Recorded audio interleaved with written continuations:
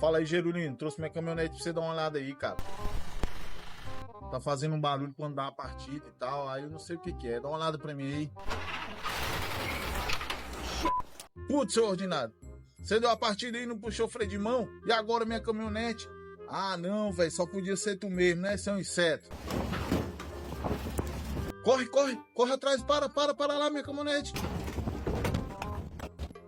Ei, Rodela, é agora que tu vai atrás do meu carro, é? O carro já tá quase batendo no poste, não quer saber de uma coisa? Não dá meu carro e vai embora. Bando de ordinário.